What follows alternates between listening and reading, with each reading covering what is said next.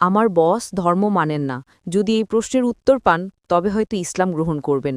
আমার বস বলেছেন, কেন কোরআনে কৃত্রিম বুদ্ধিমত্তা, এআই এবং কম্পিউটার প্রযুক্তি সম্পর্কে কিছু বলা হয়নি? কারণ এখন এআই খুব বিপজ্জনক হয়ে গেছে। আপনার বসকে বলুন, কোরআন কোনো সায়েন্সের বই নয়। SCIENCE। যদি কোরআন সায়েন্সের বই হতো তবে এটি বিশালাকারের হতো।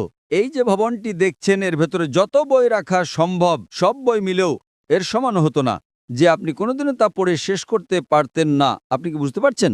হ্যাঁ ডক্টর।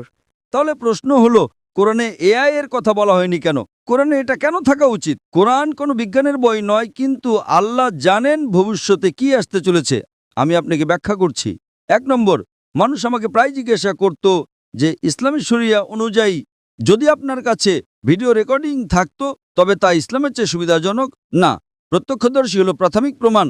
ভিডিও রেকর্ডিং গ্রহণযোগ্য